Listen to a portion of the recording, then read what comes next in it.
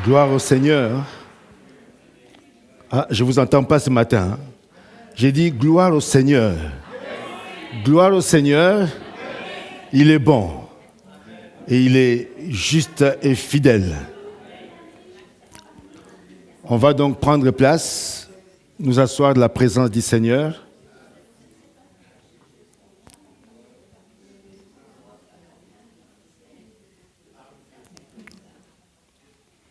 Je suis rassuré, encore une fois de plus, parce que je pense que le Seigneur a mis sur mon cœur un message pour chacun de nous ce matin. Il a commencé par me parler moi-même et il m'a demandé de venir mettre dans tes mains le message qu'il a pour toi, personnellement. Ne le prends pas pour celui qui est à côté ou celle qui est à ta gauche, mais c'est pour toi personnellement. Parce qu'il te connaît personnellement. Il te connaît personnellement. Et tu es venu peut-être ce matin, je ne sais pas, tu as prié à la maison, tu as dit, Seigneur, c'est le premier culte de 2024, j'aimerais que tu me parles. J'aimerais que tu me dises quelque chose, tu me donnes une direction, mais je suis venu spécialement pour t'entendre. Non pas un homme, mais l'Esprit de Dieu qui peut utiliser un homme. Parce qu'un homme peut prêcher. Un homme peut enseigner. Hein. Il y a des docteurs en théologie, il y en a partout. Mais le Saint-Esprit, quand il parle, le Saint-Esprit, quand il prêche, c'est autre chose. C'est autre chose. Parce que c'est lui qui touche le cœur, qui transforme le cœur, c'est lui qui vient par la parole produire la foi. J'ai béni Dieu ce matin parce que vous avez vu comment est-ce que Doris a introduit le culte. C'était un peu de façon atypique.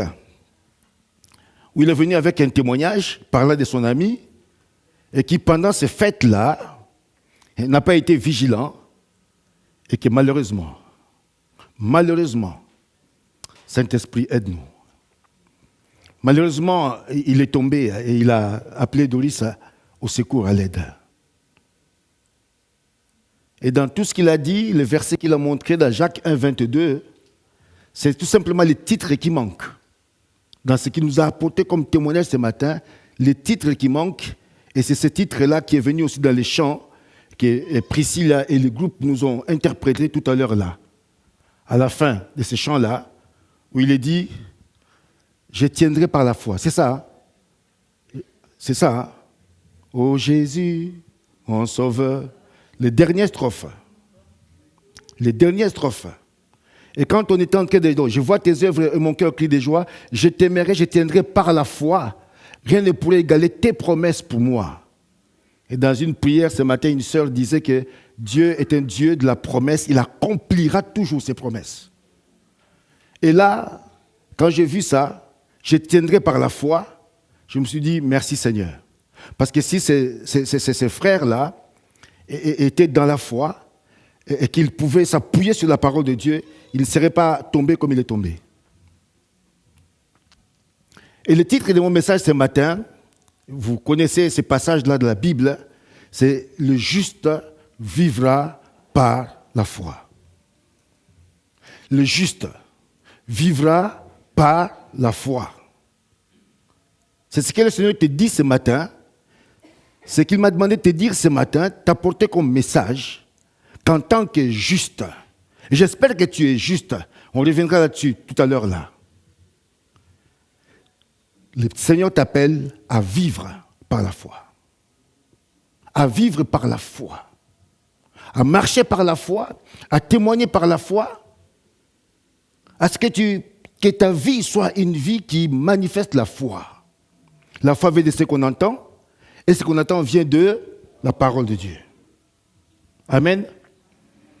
On va aller dans Habakkuk. Vous connaissez ces passages d'Habakkuk au chapitre 2, versets 1 à 4. Bon, toi tu as une version qui n'est pas la mienne.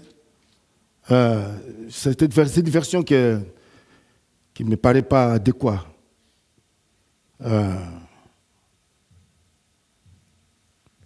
Bon, ok, on va y aller. On va s'en accommoder. Est-ce que nous pouvons nous lever pour lire la parole de Dieu? Les 4 versets pour ceux qui le peuvent. Hein?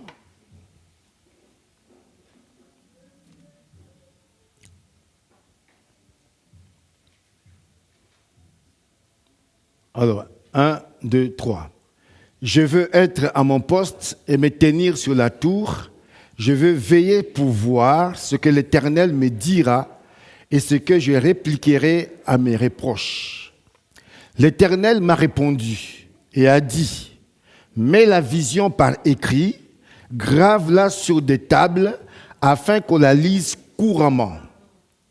En effet, c'est encore une vision qui concerne un moment fixé.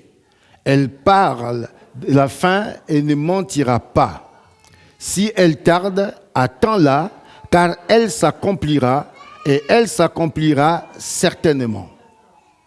Il est plein d'orgueil, celui dont l'âme n'est pas droite, mais le juste vivra par sa foi. Amen. Asseyons-nous la présence de Dieu. Voici une déclaration, une proclamation, une affirmation qui est essentielle. Essentielle, tellement importante, cette affirmation-là. D'ailleurs, l'apôtre Paul va le répondre dans Romains 1, au chapitre 17, dans Galates 3, dans Hébreux 10, 38, la même expression que le juste vivra par la foi revient. C'est le thème central du livre d'Habakkuk. Mais laissez-moi vous dire ce matin, c'est aussi le thème central de toute la Bible. Le juste vivra par la foi. Et dans Hébreux 10, Dieu dit, mon juste à moi, mon juste vivra par la foi. Mais s'il se retire, mon âme ne prend plus plaisir en lui. Et si vous regardez, même avant, dans Hébreux 10 toujours, il dit, Hébreux 10, si tu peux le mettre, Believe, Hébreux 10.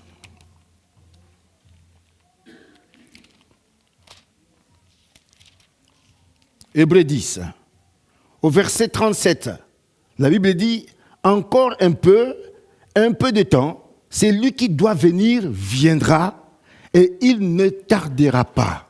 Il s'agit de qui là? Non, je ne vous entends pas, il s'agit de qui? Ah, j'aimerais que vous puissiez participer. Ah, c'est Jésus. Il dit encore un peu de temps. C'est lui qui doit venir, viendra, et il ne tardera pas. Il ne tardera pas. Il ne tardera pas. Il viendra au temps marqué par Dieu. Il viendra en ce temps-là. La Bible dit, il viendra comme un voleur. Vous le savez, ce n'est pas moi qui le dis, c'est la Bible qui le dit. Mais il viendra. Et regardez maintenant l'attitude que Dieu demande à tous ceux qui lui appartiennent. Et Dieu dit, et mon juste à moi vivra comment? Par la foi. Jusqu'à ce jour-là, où il y aura l'enlèvement, qu'est-ce que Dieu attend de toi?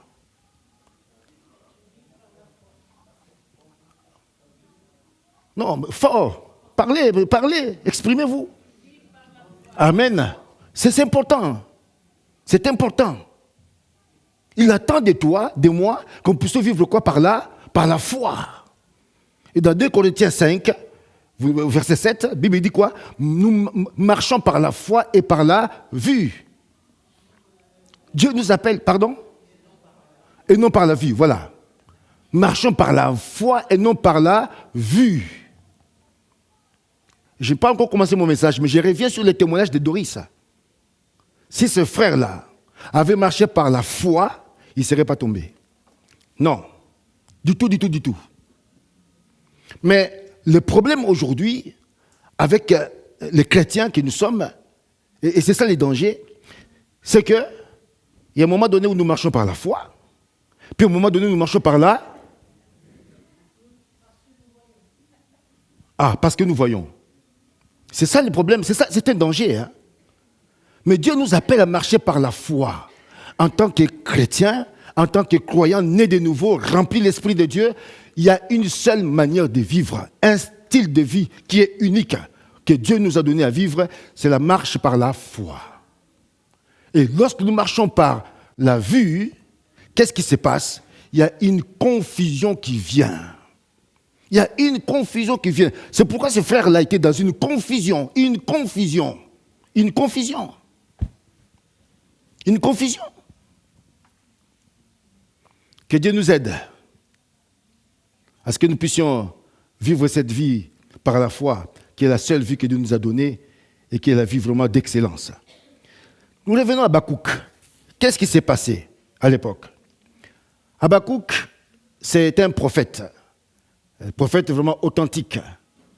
Un homme qui était là comme le porte-parole, comme un messager. Son nom veut dire c'est lui qui embrasse ou qui étreint. Qui embrasse ou qui étreint. Et cela fait dire à certains commentateurs, c'est parce que certainement il aimait tellement le Seigneur qu'il allait tout le temps l'embrasser. Amen. J'espère que tu embrasses Jésus-Christ tous les jours, le Saint-Esprit. Ah oui, moi je l'embrasse. Je me réveille et dis, Seigneur, je t'aime. Tu es tout pour moi. Je te fais un gros bisou. Ah oui. Il aimait le Seigneur, Habakkuk. Mais en même temps qu'il aimait le Seigneur, il aimait aussi le peuple de Dieu, à savoir ses frères et ses sœurs. Tu aimeras l'Éternel, ton Dieu, de tout ton cœur, toute ton âme, toute ta force, mais aussi qui? Ton... Tu ne peux pas aimer simplement Dieu et ne pas aimer ton peuple. Tu ne peux pas seulement servir Dieu et ne pas servir son peuple. Non, là, il faut changer de ministère. Il faut changer de ministère. Quand tu aimes Dieu, tu aimes son peuple. Tu sers Dieu, tu sers son peuple. C'est ce qu'était Habakkuk. Et cet homme a vécu dans une période de crise, dans un temps de crise. Si vous lisez tous les livres d'Habakkuk, vous allez voir. Et nous vivons aussi ces temps de crise aujourd'hui, mes bien-aimés. Nous vivons des temps de crise. Même spirituellement parlant, nous vivons, l'Église est dans une crise. Les enfants de Dieu que nous sommes dans une crise que Dieu nous donne à ouvrir les yeux, avoir le discernement. Dans une crise que nous vivons aujourd'hui. Et c'était aussi ce qui caractérisait l'époque d'Habakkuk, où le peuple de Dieu, malheureusement, vivait dans un déclin spirituel. Dans l'apostasie, l'idolâtrie. L'idolâtrie. Et Habakkuk, il a vu ces choses-là. Il a vu son peuple, il a vu ses compatriotes. Comment ils ont commencé à faiblir dans la foi. Comment est-ce qu'ils ont commencé à se détourner du temple, du lieu d'adoration. Comment est-ce qu'ils ont commencé à aller voir d'autres dieux, à servir d'autres dieux? Habakkuk était témoin. Et il était tellement désolé, Habakkuk, tellement triste. Il était, regardez, la Bible nous parle de cet homme. Hein. Regardez là où il était. J'étais à mon poste, dans sa tour. Dans sa tour. C'était un homme de prière, Habakkuk. Il était dans une tour, dans un lieu où il pouvait tout voir. C'est pourquoi il est appelé une sentinelle de Dieu. Il était une sentinelle pour le peuple de Dieu. Mais bien aimé, Dieu nous appelle aussi à être des sentinelles. Des sentinelles. Ne pas être comme Caïn, à qui Dieu a demandé où est son frère. Il a dit, qu'est-ce qu'il a dit? Suis-je le gardien de mon insensibilité, indifférence? Ce n'est pas mon problème. Ce n'était pas le cas avec Habakkuk. Non. Il aimait Dieu, mais il aimait son peuple. Et lorsque son peuple était tenté de dégringoler, de décliner spirituellement parlant, Habakkuk, il s'est précipité devant Dieu. Qu'est-ce qui se passe? À ce moment-là, le jugement était sur le peuple de Dieu. Parce que, vous savez, on parle de Dieu d'amour, c'est vrai, mais c'est aussi un Dieu qui est juste. C'est clair. Au jardin d'Éden, il avait dit à Adam et Ève, il leur a tout donné, absolument tout, de dominer sur tout, de régner sur tout.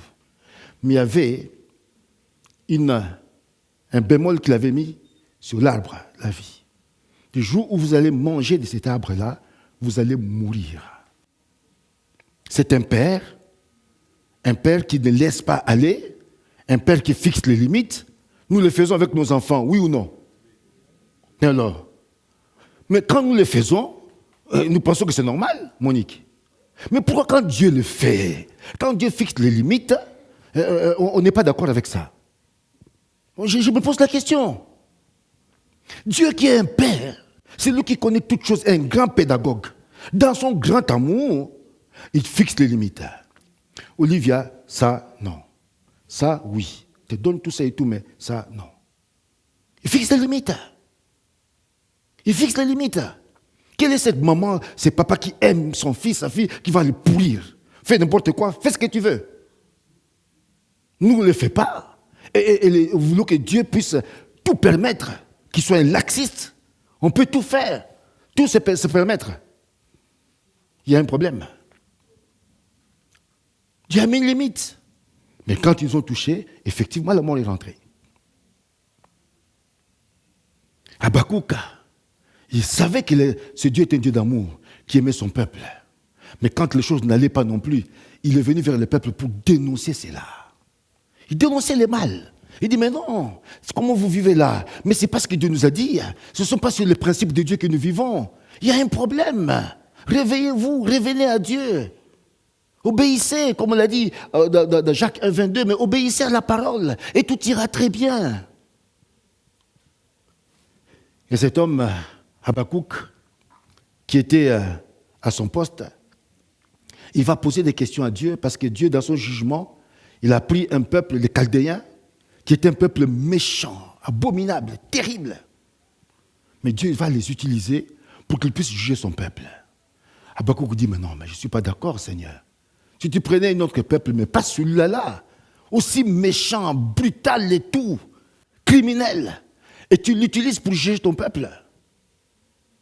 Habakkuk s'est retrouvé à un moment donné où il y avait un conflit terrible dans son cœur.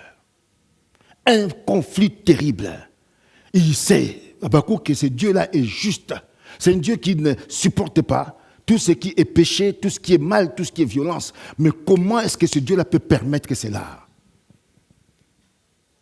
Habakkuk va se poser des questions. Il va débattre avec Dieu. Il dit, Seigneur, je ne suis pas d'accord avec toi. Tu ne peux pas utiliser ces gens méchants pour punir ton peuple.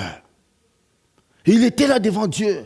Il était là devant Dieu. Il pose des questions à Dieu. Non, mais tu es tellement saint. Tu ne peux pas voir le mal. Tu ne peux pas voir la violence. Tu ne peux pas supporter le violent, l'orgueilleux. Mais comment tu peux utiliser un orgueilleux pour détruire ton peuple? Ça, je ne comprends pas. Bien aimé, vous savez, un autre nom d'Habakkuk, son nom veut dire pas seulement celui qui embrasse, mais celui aussi qui lutte. Celui qui lutte.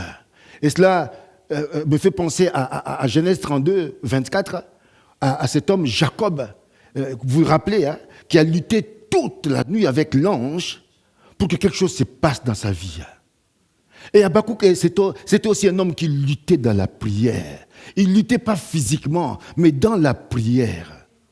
Et j'ai pris, mes bien-aimés, alors que nous démarrons cette année-là, que tu sois aussi cet homme de prière, cette femme de prière, ce sentinelle. Le combat n'est pas contre ton frère, ni contre ta soeur, ni contre ce qui se passe dans le monde, des choses que vous connaissez aujourd'hui. Hein. Je ne sais pas si vous avez le discernement. Mais moi, je côtoie même les gens qui ne sont pas dans la foi, qui ne sont pas dans le Seigneur, mais qui se posent des questions, se disent, mais on ne sait plus où ce monde va. Ils ne comprennent plus rien de ce qui se passe. Ils ne comprennent plus rien.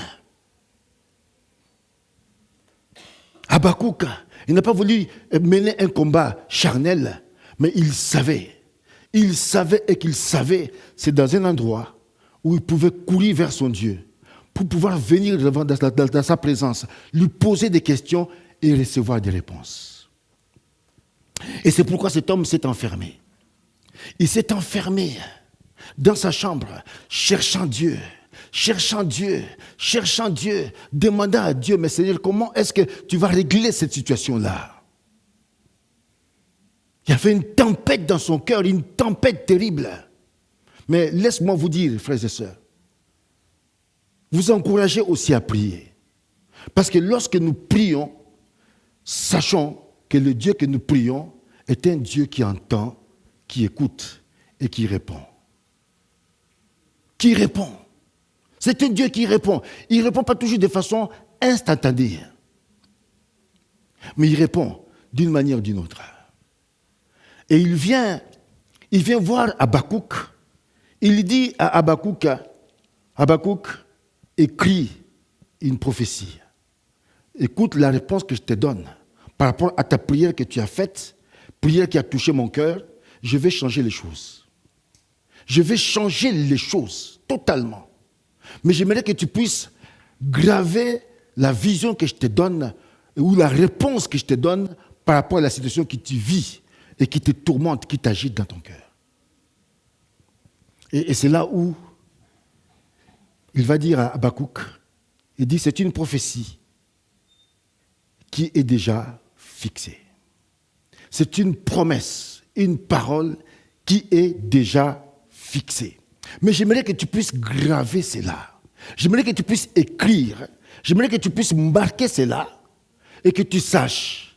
Et que cette prophétie-là, qui est déjà en cours, qui est en train de se dérouler, elle va s'accomplir en son temps, au temps fixé par moi, par mon agenda et non pas par ton agenda à toi. Des fois, on reçoit des promesses, on reçoit la parole de Dieu. C'est une parole vraie, véridique, que tu sais que ça vient de Dieu.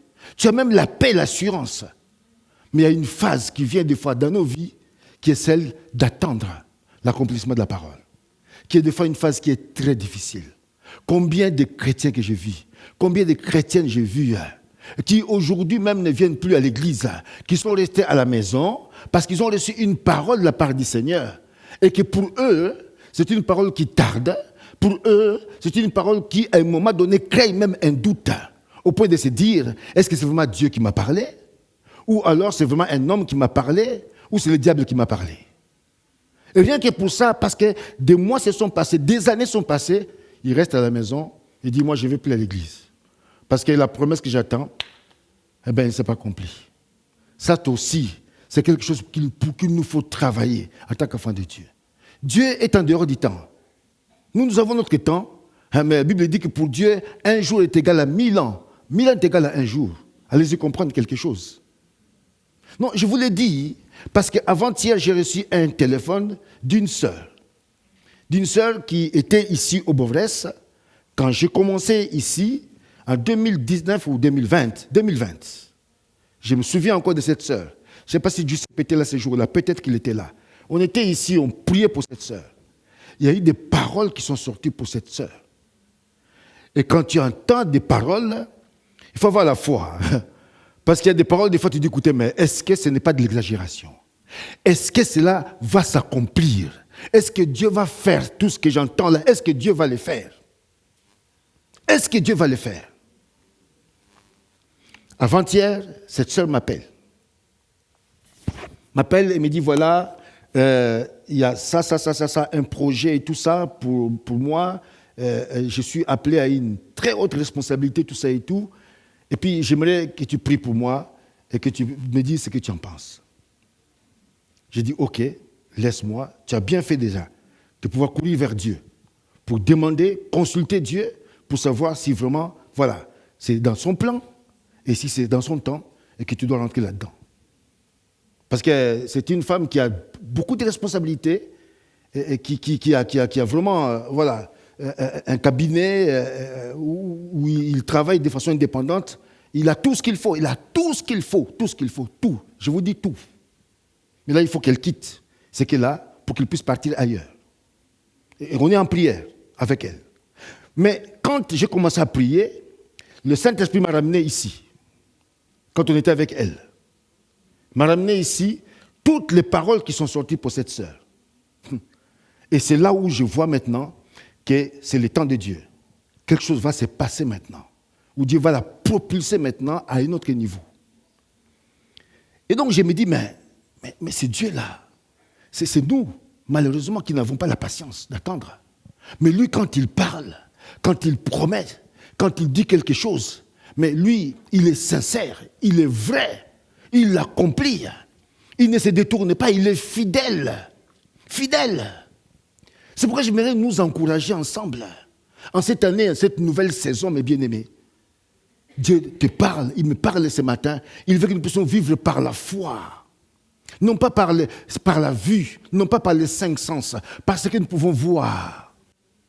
Ah, tu vas te dire, ah, mais non, mais ce matin, il n'y a pas beaucoup de monde, qu'est-ce qui se passe et tout ça? Ça, c'est marcher par la vue. Mais dans l'esprit, tu ne vois pas. Moi, dans l'esprit, je vois une église qui est pleine. Dans l'esprit, je vois déjà ça. Mais c'est ça la dimension que Dieu nous appelle à vivre, mes bien-aimés. C'est cette dimension-là. Pour qu'on puisse sortir un peu de la poussière, sortir un peu de la terre, sortir un peu du naturel, pour voir les choses dans l'invisible avec le Saint-Esprit. Mais pour cela, nous avons besoin, comme Habakkuk, d'être des hommes et des femmes qui courent vers Dieu dans la prière. Des hommes qui restons dans la prière, dans la présence de Dieu, qui insistons, qui persévérons là, parce que c'est là où nous recevons des choses qui viennent d'en haut. Dans la prière. Ce n'est pas comme ça automatique, au hasard, non. Habakkuk, c'est un homme qui a su attendre le temps de Dieu, attendre le moment de Dieu, pour que la promesse qu'il a reçue puisse s'accomplir. Regardez, quand il est sorti de la chambre de prière, et quand il a reçu, il a entendu la voix de Dieu, qui lui a dit, voici la vision, voici la réponse à tes questions et tout, je suis persuadé, et qu'Habakkuk est sorti de là avec un cœur apaisé. Alors que son cœur était tourmenté, son cœur était agité, sauté de gauche à droite. Mais lorsque la parole de Dieu est venue, qu'elle a créé la foi, a impacté son cœur, Habakkuk, tout d'un coup, il était rassuré. Frères et sœurs, nous aurons, cette année-ci, il y aura des combats, c'est clair. Il y aura des défis, c'est clair. Il y aura des épreuves, c'est clair. Mais j'aimerais tout simplement, ce matin, te dire, mais c'est que ton père te dit ce matin qu'il aimerait que tu marches par la foi, que tu t'appuies sur la parole de Dieu. La foi vient de ce qu'on entend. Si en 2023, tu n'entendais que des commérages, que tu étais assis sur les bancs des moqueurs, des critiques, des médisants, de tous ceux qui sont négatifs, pour eux, ça ne va pas, ça ne va pas, ça ne va pas, ça ne va pas, change de banc cette année. Change de banc cette année. Change de banc cette année. Nourris-toi de la parole de Dieu. Entoure-toi des frères et sœurs qui aiment la parole de Dieu, qui affectionnent la parole de Dieu, qui sont amoureux, amoureuses de la parole de Dieu. Partage avec eux ces temps-là pour que vous puissiez vous fortifier de la foi. C'est important. On l'a vu dans Hébreux 10, 38. La Bible dit qu'il va venir, Jésus-Christ. Encore un peu de temps, il viendra. Et c'est lui qui dit dans Luc 18, Jésus, quand le Fils de l'homme reviendra, trouvera-t-il encore quoi? La foi sur la terre. Quand il reviendra, est-ce qu'il va trouver encore la foi? Les gens qui tiennent, comme on a chanté tout à l'heure là, je tiendrai par la foi. On ne peut tenir que par la foi. C'est le seul style de vie, le mode de vie que Dieu attend de toi et de moi. C'est de vivre par la foi. Par la foi. Sans la foi, Hébreux 11, 6 dit qu'il est impossible d'être agréable à Dieu. Seule la foi plaît à Dieu. Tu veux être agréable à Dieu? Agréable dans sa présence. Vis par la foi. Marche par la foi. Et tu seras agréable à ton papa. Marche par la foi, vis par la foi, tu seras agréable. Tu verras comment ce Dieu-là est fidèle, comment il va t'honorer en cette année, comment tu vas voir l'exaucement de tes prières si tu t'appuies sur sa parole, si tu t'assieds sur ta parole. Cette parole qui va t'affermir, qui va te fortifier. J'aime la parole de Dieu, mes bien-aimés. J'ai dit qu'elle n'est pas seulement cette parole curative. C'est-à-dire que quand il y a un problème, voilà, on court. Là, on vient, on est assis à la prière, on est là, on commence à chercher la Bible et tout ça et tout. Et puis quand il n'y a plus de problème, tranquille. Non. Non, non, non. Si nous voulons vivre par la foi, en cette année, remporter des victoires, il nous faut que nous puissions être des étudiants de la parole. Régulièrement, nourrir notre foi, enrichir notre foi, nous fortifier, forger notre foi, former notre foi, construire notre foi sur la base de la parole de Dieu. C'est important. C'est important, mes bien-aimés. Les géants de la Bible, Hébreux 11, les héros de la Bible, regardez tous ces héros-là. Ils ont tenu comment? les Abraham, les Gédéon, tous les Josué, tous ces gens, ils ont tenu comment, Joseph? Par la foi. C'est pourquoi ils sont sur la liste des héros. Et ce n'est pas une liste qui se termine là-bas. Tu peux être aussi ce héros de la foi, cette héroïne de la foi. Si tu t'attaches à cette parole, si tu t'agrippes à la parole de Dieu, tout est là, frères et sœurs. Tout est dans cette parole, tout est là, tout est là. À la place de courir vers les hommes, de courir, je n'ai rien contre, les apôtres, les prophètes et tout, je n'ai rien contre. C'est les hommes que Dieu peut utiliser. Mais ma prière à moi, que tu puisses d'abord toi-même connaître ton Père. Tu peux le connaître, tu peux avoir la révélation de qui il est, c'est seulement quand tu lis sa parole, quand tu la médites. Que tu vas le découvrir tel qu'il est. Et quand viendra des moments difficiles, c'est cette parole-là que tu es en train de méditer, de lire, qui reviendra dans des moments difficiles. Et le Saint-Esprit te dira, Florian, tu es dans des ennuis difficiles, tu es dans un moment difficile, très compliqué. Mais dans ta présence, tu pries. Il y a une parole que tu as lue qui va revenir. Il va dire, voilà la parole que je te donne, qui est la solution face à ta montagne.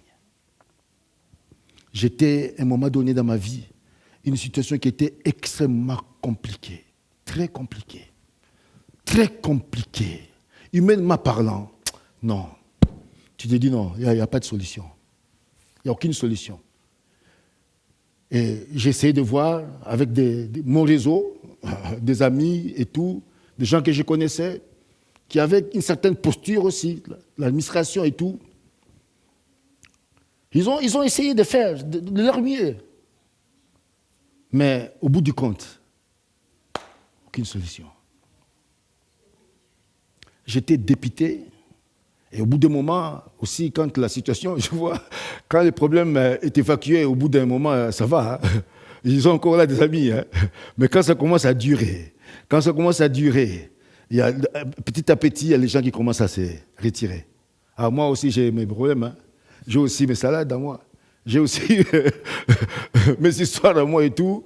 Là, je ne peux plus venir. Hein. Désolé et tout ça. Et petit à petit, je me suis retrouvé seul. La montagne était là. J'ai dit, Seigneur, là, c'est fini, quoi, c'est terminé. Je venais de me convertir. Hein. Et le doute a commencé à venir, à saisir mon cœur et tout. Mais malgré tout, j'ai gardé confiance à Dieu. Je commençais à prier. Et un jour, dans la prière, le Saint-Esprit m'a donné une parole. Je crois que c'est dans Philippiens, où il est dit, je puis tout par celui qui me fortifie. C'était ce verset-là, ce bout de verset que j'avais ici. Dieu me dit, je puis tout. Quand je lisais, il dit, mais maintenant, il faut que tu te mettes, toi, que tu puisses te l'approprier. Que moi, Dieu donné, je puis tout par celui qui me fortifie. Celui qui me fortifie, c'est Jésus. C'est le Saint-Esprit qui est en moi. Tout. Je puis tout. Tout, ça veut dire quoi? Tout, ça veut dire quoi? Ah, tout, ça veut dire tout. Un petit verset. Je sors de là, moi, je dis, mais comment? Ce petit verset-là, que Dieu me donne, devant cette montagne, il va les renverser. C'est comme David et Goliath. Hein? Ah, j'étais là tiraillé. Mais à un moment donné, Saint-Esprit a commencé à m'aider, pour qu'il puisse vraiment augmenter ma foi, pour que je puisse mettre ma confiance à cette parole, même si ce n'est qu'un bout de verset, et dit, proclame, déclare-la, jour après jour. C'est ce que j'ai fait. Pendant 6 mois où cette montagne-là était là, comme une montagne indéboulonnable, je proclamais, je puis tout par celui qui me fortifie. Je puis tout par celui qui me fortifie. Je puis tout par celui qui me fortifie. Je puis tout. Je ne savais pas comment est-ce que cette montagne allait être ébranlée. Je ne savais pas. Mais c'était par la foi maintenant que je proclamais la parole contre cette montagne-là. Et au bout d'un moment, oh, Dieu est extraordinaire. Je ne m'attendais même pas. La montagne a été abaissée. La montagne a été aplanie. tout d'un coup, plus rien. J'avais la paix. Quand j'avais reçu ces paroles, ces versets-là, j'avais la paix en moi. Je savais que Dieu était en travail. Par son Esprit Saint, que quelque chose s'est passé, qu'il avait dépêché ses anges, quelque chose s'est passé dans le surnaturel. Et je m'en suis sorti. Et je lui rends toute la gloire. Je lui rends toute la gloire. Pourquoi? Il fallait être patient. Il fallait déclarer. Il fallait croire. Quand ce petit verset-là, tout était là-dedans. Pourquoi? Parce que ça venait de lui. Ça venait de lui. C'est pourquoi ce matin, j'aimerais nous encourager. J'aimerais t'encourager. La seule façon de vivre la vie chrétienne, dans la victoire, c'est tout simplement cette marche par la foi. Et non pas par la vue. La vue, quand elle est là, les cinq sens, quand ils sont là, ils viennent jeter une confusion totale dans notre vie. Et on ne se retrouve plus. On ne se retrouve plus. Pourquoi? Parce que la vie, c'est quoi? C'est voir et après, croire. Tandis que la marche de la foi, c'est quoi? C'est croire et après, voir. Et aujourd'hui, des fois, les chrétiens, nous inversons les choses.